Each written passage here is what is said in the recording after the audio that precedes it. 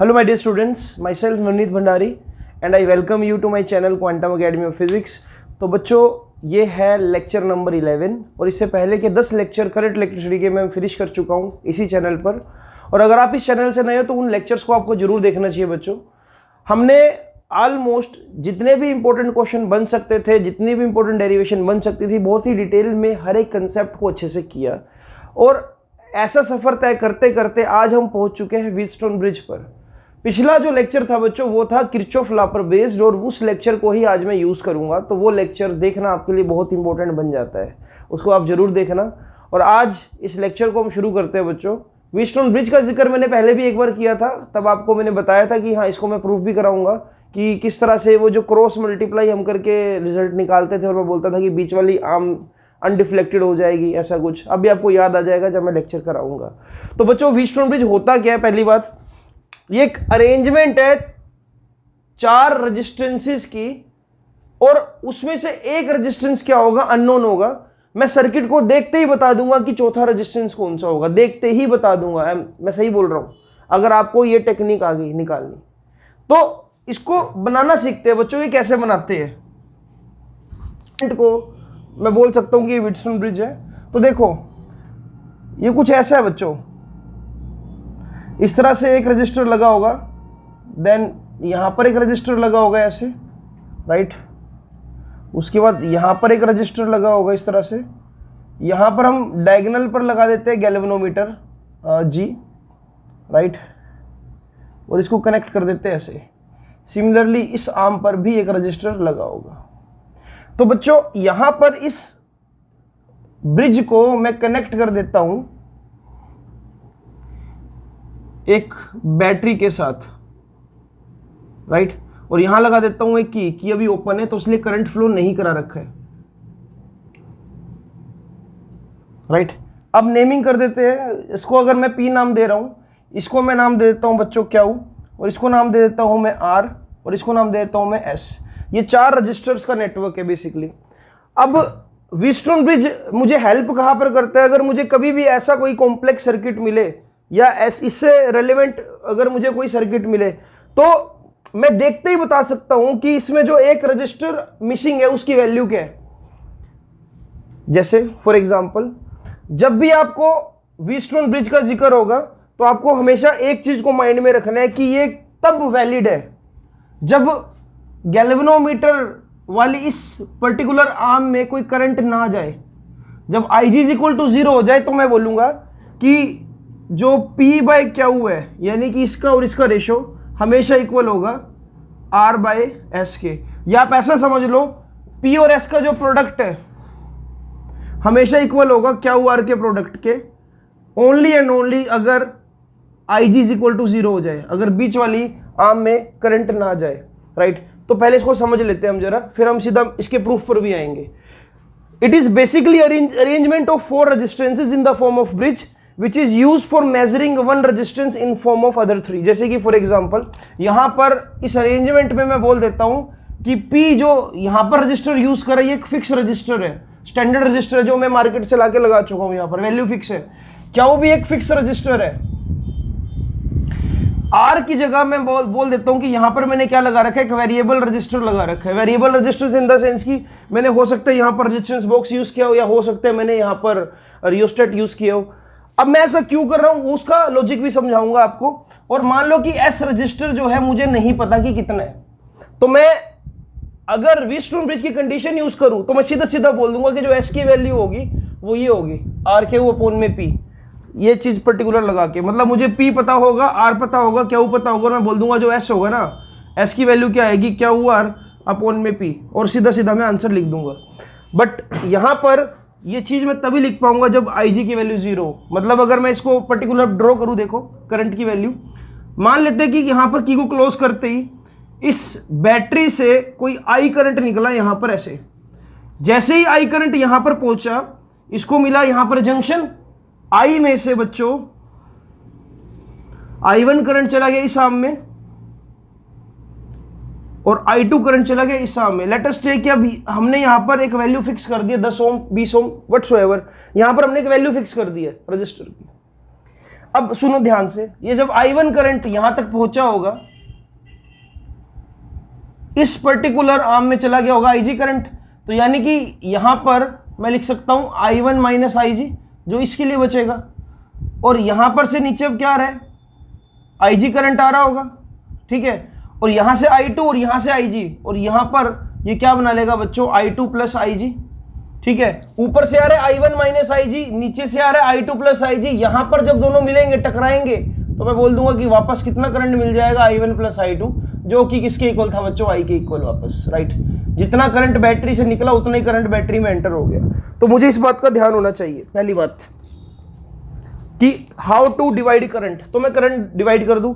अब यहां पर हम यूज करेंगे प्रिंसिपल, अगर PQRS को मैंने ब्रिज की फॉर्म में कनेक्ट कर दिया और की को क्लोज करने से मुझे ऐसा लग रहा है कि भाई IG करंट इसके अंदर फ्लो कर रहा है, तो मैं क्या करूंगा, यहां पर जो मेरे पास रेजिस्टेंस है, रेजिस्टेंस बॉक्स को मैं ऐसी वैल्यू पे फिक्स कर दूंगा कि यहां पर करंट जाना ही बंद हो जाए, और R की वैल्यू वो ढूंढ दी मैंने, अगर यहां पर करंट अगर जाना बंद हो जाए तो मैं सीधा सीधा बोल दूंगा कि अगर गैल्वेनोमीटर डिफ्लेक्शन देनी बंद कर जाए तो मैं बोलूंगा P/Q is equal to R/S होगा, यानी कि P और Q का जो रेशियो है वो R और S के रेशियो के इक्वल होगा।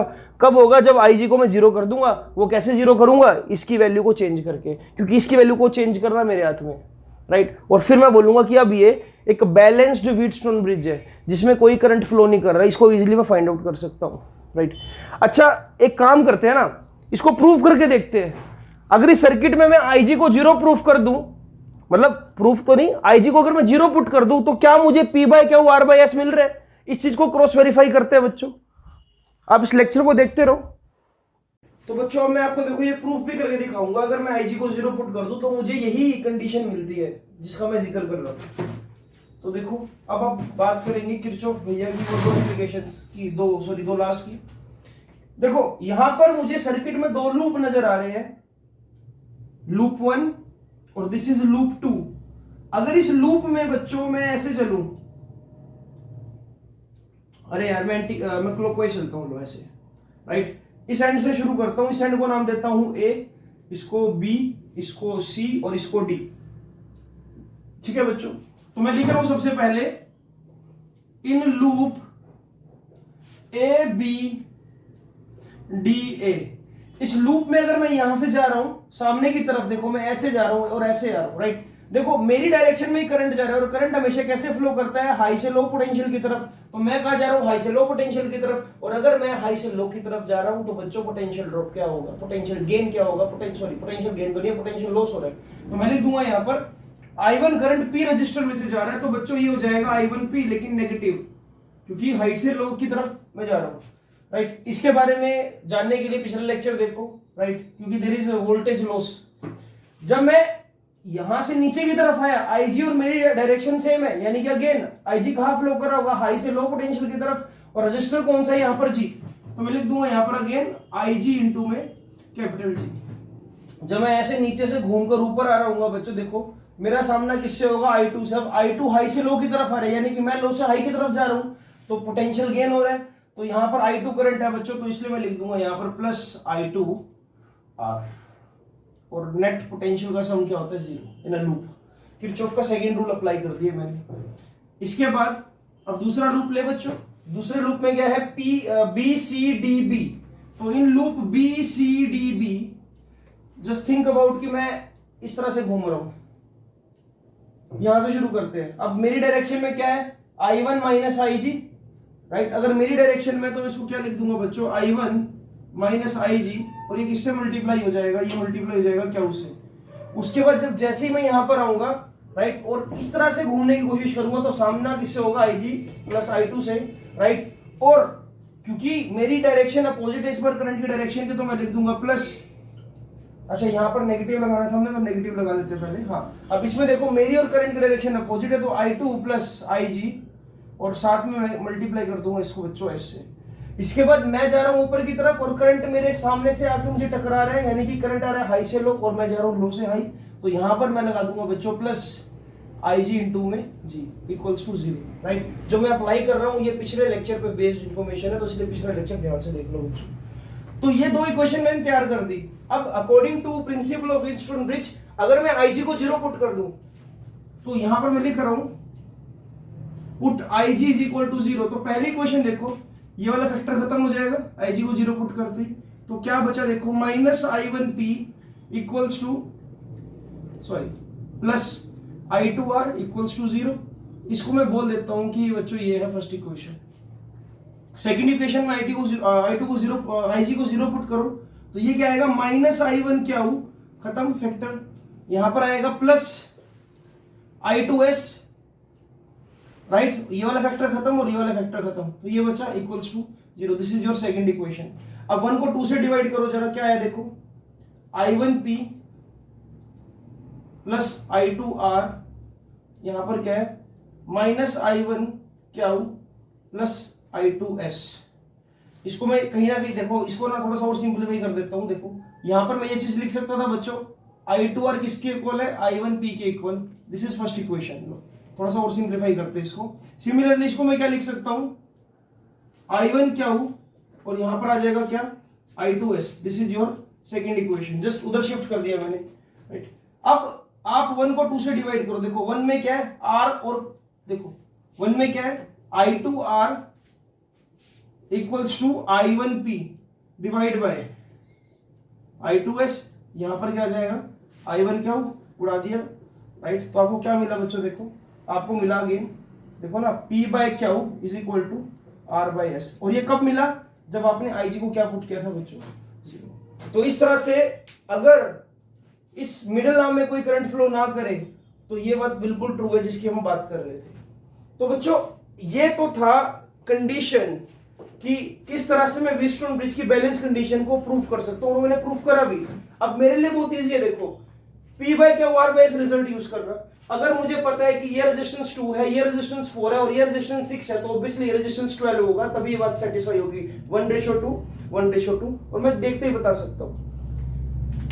हम व्हीटस्टोन ब्रिज को बहुत अच्छा मेथड मानते हैं रेजिस्टेंस कैलकुलेट करने का, क्योंकि यहाँ पर सिर्फ रेजिस्टेंस का खेल है। यहाँ पर कोई भी बैटरी, अच्छा बैटरी को मैं यहाँ पर लिखना बोलूंगा, यहाँ पर ये बैटरी की EMF E है, इस E का कोई रोल नहीं है इसके अंदर, ना कोई इंटरनल रेजिस्टेंस का रोल है, ना कोई कॉम्प्लेक्स फॉर्मूला यूज करना। आपने बस क्या रेजिस्टेंस को यूज करना है और आपको आंसर मिल जाएगा। इसको हम नल मेथड डिवाइस भी बोलते हैं। नल मेथड यानी कि it is not consuming any kind of current, ना कोई करंट कंज्यूम कर रहे हैं, ना ये डिवाइस हीट अप होगा इसका मतलब। तो ये बहुत अच्छा डिवाइस है और बहुत ही एक्यूरेट रीडिंग आपको देता है। अच्छा, ये जो व्हीटस्टोन ब्रिज है ये आपको एक्यूरेट रीडिंग उस कंडीशन में देगा, मतलब आप चाहोगे कि भाई हाँ ये सबसे ज्यादा सेंसिटिव कब हो, सबसे ज्यादा सेंसिटिव तब होगा जब ये चारों रेजिस्टेंस आप कंपेरेबल लोगे। ऐसा नहीं होना चाहिए कि ये P को ले लो 1, इसको ले लो 50, इसको ले लो 100 और इसको ले लो 500, तो वो कंडीशन आपकी थोड़ी सी गड़बड़ हो जाएगी, राइट। आपको कंपेरेबल रेजिस्टेंस लेने, और जिससे आप क्या ये कंडीशन अप्लाई करोगे और क्वेश्चंस को सोल्व करना स्टार्ट कर दोगे। बोर्ड एग्जाम में 3 नंबर में कई बार आ चुका है ये, राइट। तो इसको नोट डाउन करो बच्चों। इसके बाद हम इससे रिलेटेड कुछ क्वेश्चंस की तरफ चलते हैं। तो बच्चों अब मैं आपको देखो ये प्रूफ भी करके दिखाऊंगा। अगर मैं IG को 0 पुट कर दूं तो मुझे यही कंडीशन मिलती है जिसका मैं जिक्र कर रहा हूं। तो देखो अब आप बात करेंगे किरचॉफ भैया की दो एप्लीकेशंस की, दो लास्ट की। देखो यहां पर मुझे सर्किट में 2 लूप नजर आ रहे हैं, लूप 1 और दिस इज लूप 2। अगर इस लूप में बच्चों मैं ऐसे चलूं, अरे यार मैं क्लॉकवाइज चलता हूं ऐसे, राइट। इस एंड से शुरू करता हूं, इस एंड को नाम देता हूं A, इसको B, इसको C और इसको D, ठीक है बच्चों। तो मैं लिख रहा हूं सबसे पहले इन लूप ABDA। इस लूप में अगर मैं यहां से जा रहा हूं सामने की तरफ, देखो मैं ऐसे जा रहा हूं और ऐसे आ रहा हूं, राइट। देखो मेरी डायरेक्शन में ही करंट जा रहा है और करंट हमेशा कैसे फ्लो करता है, हाई से लो पोटेंशियल की तरफ। तो मैं कहां जा रहा हूं, हाई से लो पोटेंशियल की तरफ। और अगर मैं हाई से लो की तरफ जा रहा हूं तो बच्चों पोटेंशियल ड्रॉप क्या होगा, पोटेंशियल गेन क्या होगा, पोटेंशियल गेन तो नहीं, पोटेंशियल लॉस हो रहा है। तो मैं लिख दूंगा यहां पर I1 करंट P रजिस्टर में से जा रहा है, तो बच्चों ये हो जाएगा I1P लेकिन नेगेटिव, क्योंकि हाई से लो की तरफ मैं जा रहा हूं, राइट। इसके बारे में जानने के लिए पिछला लेक्चर देखो, राइट, क्योंकि देयर इज वोल्टेज लॉस। जब मैं यहां से नीचे की तरफ आया, IG और मेरी डायरेक्शन सेम है, यानी कि अगेन IG कहां फ्लो कर रहा होगा, हाई से लो पोटेंशियल की तरफ। और रजिस्टर कौन सा है यहां पर G, तो मैं लिख दूंगा यहाँ पर अगेन आई जी इंटू में कैपिटल टी। जब मैं ऐसे नीचे से घूमकर ऊपर आ रहा हूँ बच्चों, देखो मेरा सामना किससे होगा, I2 से। अब I2 हाई से लो की तरफ आ रहा है, यानी कि मैं लो से हाई की तरफ जा रहा हूँ, तो पोटेंशियल गेन हो रहा है। तो यहाँ पर I2 करंट है बच्चों, तो इसलिए मैं लिख दूंगा यहाँ पर प्लस I2 R, और नेट पोटेंशियल का सम क्या होता है, zero in a loop. Kirchhoff का सेकंड रूल अप्लाई कर दिया मैंने। इसके बाद अब दूसरा लूप ले बच्चों। दूसरे लूप में क्या है, बी सी डी बी। तो in loop B C D B just think about कि मैं इस तरह से घूम रहा हूं। यहां से शुरू करते हैं। अब मेरी डायरेक्शन में क्या है, I1 माइनस आई जी, राइट। अगर मेरी डायरेक्शन में तो इसको क्या लिख दूंगा बच्चों, I1 माइनस आई जी, और ये किससे मल्टीप्लाई हो जाएगा, ये मल्टीप्लाई हो जाएगा क्या से। उसके बाद जब जैसे ही मैं यहां पर आऊंगा, राइट, और इस तरह से घूमने की कोशिश करूंगा, तो सामना किससे होगा, आई जी प्लस I2 से, राइट। और क्योंकि मेरी डायरेक्शन अपोजिट है इस बार करंट की डायरेक्शन की, तो मैं लिख दूंगा प्लस, अच्छा यहां पर नेगेटिव लगाना था हमने, तो नेगेटिव लगा देते पहले। हाँ, अब इसमें देखो मेरी और करंट की डायरेक्शन अपोजिट है, तो I2 प्लस आई जी, और साथ में मैं मल्टीप्लाई कर दूंगा इसको बच्चों ऐसे। इसके बाद मैं जा रहा हूं ऊपर की तरफ, और करंट मेरे सामने से आके मुझे टकरा रहा है, यानी कि करंट आ रहा है हाई से लो, और मैं जा रहा हूं लो से हाई। तो यहां पर मैं लगा दूंगा बच्चों प्लस आई जी इंटू में G equals to zero, right. जो मैं अप्लाई कर रहा हूं ये पिछले लेक्चर पे बेस्ड इंफॉर्मेशन है, तो इसलिए पिछला लेक्चर ध्यान से देख लो बच्चों। तो ये दो इक्वेशन मैंने तैयार कर दी। अब according to principle of Wheatstone bridge, अगर मैं आई जी को जीरो पुट कर दूं, तो यहां पर मैं लिख रहा हूं put I G is equal to zero. तो पहली इक्वेशन देखो, ये वाला फैक्टर खत्म हो जाएगा, आई जी को जीरो पुट करते, तो क्या बचा देखो, minus I1 P equals to sorry plus I2R equals to zero. इसको मैं बोल देता हूं कि बच्चों ये है फर्स्ट इक्वेशन। सेकंड इक्वेशन में आई जी को जीरो पुट करो, तो ये क्या आएगा, माइनस I1 क्या हो खत्म फैक्टर, यहां पर आएगा प्लस I2S, राइट। ये वाला फैक्टर खत्म और ये वाला फैक्टर खत्म, तो ये बचा equals to zero. This is your second equation. अब 1 को 2 से डिवाइड करो जरा, क्या है देखो, I1P प्लस I2R, यहां पर क्या है, माइनस I1 क्या हो प्लस I2S। इसको मैं कहीं ना कहीं देखो, इसको ना थोड़ा सा और सिंपलीफाई कर देता हूं। देखो यहां पर मैं ये चीज लिख सकता था बच्चों, I2R किसके इक्वल है, I1P के equal. This is first equation. लो थोड़ा सा और सिंपलीफाई करते हैं इसको। सिमिलरली इसको मैं क्या लिख सकता हूं, I1 क्या हो, और यहां पर आ जाएगा क्या, I2S। This is your second equation, just उधर शिफ्ट कर दिया मैंने, राइट। अब आप 1 को 2 से डिवाइड करो, देखो 1 में क्या है R, और देखो 1 में क्या है I2R equals to I1P divide by I2S। यहां पर क्या आ जाएगा, I1 क्या हो, उड़ा दिया, राइट। तो आपको क्या मिला बच्चों, देखो आपको मिला अगेन, देखो ना, P बाय क्या हो is equal to R by S। और ये कब मिला, जब आपने IG को क्या पुट किया था बच्चों, जीरो। तो इस तरह से अगर इस मिडिल आर्म में कोई करंट फ्लो ना करे, तो ये बात बिल्कुल ट्रू है जिसकी हम बात कर रहे थे। तो बच्चों ये तो था कंडीशन कि किस तरह से मैं व्हीटस्टोन ब्रिज की बैलेंस कंडीशन को प्रूफ कर सकता हूं, और मैंने प्रूफ करा भी। अब मेरे लिए बहुत इजी है, देखो P बाय क्या, R by S result use कर रहा। अगर मुझे पता है कि ये रेजिस्टेंस 2 है, ये रेजिस्टेंस 4 है, और ये रेजिस्टेंस 6 है, तो ऑब्वियसली ये रेजिस्टेंस 12 होगा, तभी ये बात सेटिस्फाई होगी। 1:2 1:2, और मैं देखते ही बता सकता हूं। हम व्हीटस्टोन ब्रिज को बहुत अच्छा मेथड मानते हैं रेजिस्टेंस कैलकुलेट करने का, क्योंकि यहां पर सिर्फ रेजिस्टेंस का खेल है। यहां पर कोई भी बैटरी, अच्छा बैटरी को मैं यहां पर लिखना बोलूंगा, यहां पर ये बैटरी की EMF E है, इस E का कोई रोल नहीं है इसके अंदर, ना कोई इंटरनल रेजिस्टेंस का रोल है, ना कोई कॉम्प्लेक्स फॉर्मूला यूज करना। आपने बस क्या, रेजिस्टेंस को यूज करना है और आपको आंसर मिल जाएगा। इसको हम नल मेथड डिवाइस भी बोलते हैं। नल मेथड यानी कि it is not consuming any kind of current, ना कोई करंट कंज्यूम कर रहे हैं, ना ये डिवाइस हीट अप होगा इसका मतलब। तो ये बहुत अच्छा डिवाइस है और बहुत ही एक्यूरेट रीडिंग आपको देता है। अच्छा, ये जो व्हीटस्टोन ब्रिज है ये आपको एक्यूरेट रीडिंग उस कंडीशन में देगा, मतलब आप चाहोगे कि भाई हाँ ये सबसे ज्यादा सेंसिटिव कब हो, सबसे ज्यादा सेंसिटिव तब होगा जब ये चारों रेजिस्टेंस आप कंपेरेबल लोगे। ऐसा नहीं होना चाहिए कि ये P को ले लो 1, इसको ले लो 50, इसको ले लो 100 और इसको ले लो 500, तो वो कंडीशन आपकी थोड़ी सी गड़बड़ हो जाएगी, राइट। आपको कंपेरेबल रेजिस्टेंस लेने हैं, और जिससे आप क्या ये कंडीशन अप्लाई करोगे और क्वेश्चंस को सोल्व करना स्टार्ट कर दोगे। बोर्ड एग्जाम में 3 नंबर में कई बार आ चुका है ये, राइट। तो इसको नोट डाउन करो बच्चों, इसके बाद हम इससे रिलेटेड कुछ क्वेश्चंस की तरफ चलते हैं। तो बच्चों आपको एक क्वेश्चन नजर आ रहा है सामने, ये सीबीएसई 2013 के सैंपल पेपर में कभी सीबीएसई ने दिया था और ऐसा क्वेश्चन जनरली सीबीएसई में आ भी जाता है। आपको यहाँ पर दो सर्किट्स दे रखे हैं बच्चों। सर्किट में कुछ ऐसा बोला गया है कि हाँ देखते ही समझ आ रहा है कि ये व्हीटस्टोन ब्रिज ही बन रहा है, राइट। लेकिन क्या ये बैलेंस व्हीटस्टोन ब्रिज बन रहा है, ये बात मुझे कब पता लगेगी, जब मैं स्टेटमेंट को पढ़ूंगा। मुझे ये बोला गया है कि यहाँ पर R1 अननोन है, राइट, और यहाँ पर R2 को हमने अननोन बना दिया और आपसे ये पूछ लिया कि R1 और R2 का रेशो क्या होगा अगर दोनों ही कंडीशन में गैल्वेनोमीटर और गैल्वेनोमीटर में कोई करंट पास नहीं कर रहा है। अब मेरी बात को ध्यान से सुनो जरा, अगर मैं बैटरी और गैल्वेनोमीटर की पोजीशन को इंटरचेंज कर दूं and still galvanometer shows no deflection, तब भी ये व्हीटस्टोन ब्रिज ही कंसीडर किया जाएगा, क्योंकि तब भी गैल्वेनोमीटर में कोई करंट फ्लो नहीं कर रहा है। तो बीच वाली आर्म तब भी क्या मानी जाएगी, अनडिफ्लेक्टेड। समझ पा रहे हो? अगर मैं बैटरी को यहां पर लगा रहा हूं तो वैसे ही वायर खत्म हो गई, राइट, और यहां पर अगर करंट जा भी रहा था तो ये आर्म क्या होगी, अनडिफ्लेक्टेड हो गई। इसमें करंट कोई पास ही नहीं करेगा, सारा करंट क्या यहीं पे घूमेगा इस तरह से, राइट, और इस पर इसी तरह से घूमेगा तो ये दोबारा से क्या बन जाएगा, एक व्हीटस्टोन ब्रिज बन जाएगा। तो आपको देखो सीधी सी बात है यार, अगर IG इज इक्वल टू 0 है तो आपको पता है ये और ये, यानी कि इट शुड बी 4/R1, या ऐसे ध्यान रख लो। आपको मैंने क्या सिखा रखा है, क्रॉस मल्टीप्लाई, यानी कि 9 4 जा 36, ये किसके इक्वल होना चाहिए, 6R1 के इक्वल, या ऐसे याद रख लो आप जैसा आपको समझाया अभी, 4/R1 इक्वल्स टू 6/9, राइट। तो R1 की वैल्यू क्या होगी बच्चों, R1 की वैल्यू क्या होगी, R1 की वैल्यू होगी 4 × 9/6।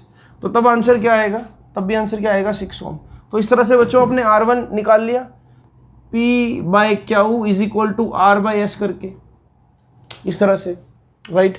अब यहां पर देखो, यहां पर भी अगर मैं देखूं इट इज P/Q R/S, तो या तो क्रॉस मल्टीप्लिकेशन देख लो, 6 4 जा 88, इट्स सॉरी 6 8 जा 48, 48 should be equal to 12R2, या तो ऐसे देख लो वरना ऐसे लिख लो, 6/12 इक्वल्स टू R2/8।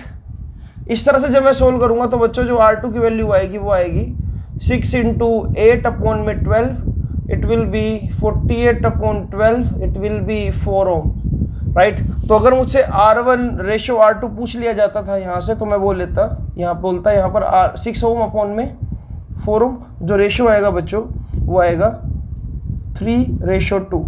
सो ये इसका आंसर होता। क्वेश्चन बहुत सिंपल था, राइट, बट फिर भी आपको ये चीज़ पता होनी चाहिए कि गैल्वेनोमीटर को अगर मैं यहाँ पर शिफ्ट कर दूँ और बैटरी को यहाँ शिफ्ट कर दूँ तब भी ये बैलेंस व्हीटस्टोन ब्रिज ही कंसिडर किया जाएगा, क्योंकि यहाँ पर भी करंट सारा का सारा यहाँ पर घूम रहा है एक तरह से, राइट। इन वायर्स का रेजिस्टेंस तो हम वैसे नहीं कंसिडर करते और बीच में कोई रेजिस्टेंस नहीं है, और सेम यहाँ पर भी वही कंडीशन है, यहाँ पर भी सिर्फ चारों रेजिस्टेंस ही इफेक्टिव माने जाएंगे, राइट। अब एक दो क्वेश्चन और देखते हैं, इसको नोट डाउन करो। तो बच्चों जो क्वेश्चन आपको सामने नजर आ रहा है ये भी बहुत इंपॉर्टेंट है, देख लो जरा। अब आपको एक ऐसी अरेंजमेंट दे रखी है जिसको कनेक्ट कर रखा है एक सेल के साथ जो कि 4 वोल्ट का है, इसमें से करंट निकल रहा है यहाँ पर I और वापस ही I करंट एंटर हो रहा है। आपसे पूछा गया कि इस I की वैल्यू बताओ। अब आपके सामने जो ये सर्किट दे रखा है ये आपको थोड़ा सा अजीब लग रहा होगा, अब आपको समझ तो आ नहीं रहा होगा कि व्हीटस्टोन ब्रिज है भी या नहीं है। देखो इसके लिए एक तरीका है, अगर आपने मेरी रेजिस्टेंस वाली ट्रिक देखी होगी तो मैं देखो क्या कर रहा हूं, इस एंड को मैं बोल देता हूं कि चलो ये ए एंड है, यहां पर पोटेंशियल है VA, यहां पर पोटेंशियल को मैं मान लेता हूं VC। अब मैं इससे आगे नहीं जा सकता कहीं पर भी क्योंकि रजिस्टर आ गया है, तो इसलिए मैं क्या कर रहा हूं, यहां का पोटेंशियल X मान लेता हूं, यहां का पोटेंशियल Y मान लेता हूं। अगर अब मैं इस सिनेरियो को ड्रॉ करूं, देखो मेरे पास 4 पॉइंट्स है, मेरे पास है पॉइंट VA, मेरे पास है पॉइंट X, मेरे पास है पॉइंट Y और मेरे पास है पॉइंट VC, यानी कि 4 अलग अलग तरह के पोटेंशियल यहां पर है। मैं अगर ऐसे ड्रॉ कर दूं बच्चों, A पॉइंट यहां पर, X पॉइंट यहां पर, Y पॉइंट और सिमिलरली C पॉइंट, क्लियर है। तो देखो जरा ये 1 ओम कहां पर आ रहा है, ये A और X के बीच में आ रहा है, तो मैं ऐसे ड्रॉ कर दूंगा, इट विल बी 1 ओम। फिर देखो जरा ये 5 ओम कहां पर आ रहा है, ये X और Y के बीच में आ रहा है, तो इसको यहां पर ड्रॉ कर दो, लो जी ये 5 ओम। समझ पा रहे हो क्या कर रहा हूं?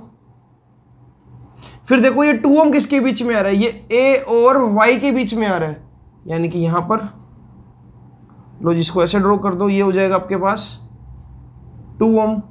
फिर देखो ये 4 ओम कहां पर आ रहा है, Y और C के बीच में, ऐसे ड्रॉ कर दो, रफली इसको ड्रॉ करके देख सकते हो आप।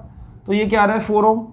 अब देखो बचा कौन सा, ये 2 ओम किसके बीच में आ रहा है, X और C के बीच में। तो यहां पर बच्चों क्या आ रहा है 2 ओम। अब देखा देखा तो सर्किट लग रहा है कुछ, इस असुर की शक्ति को हमने पहचान लिया और इसका असली रूप सामने ले आए।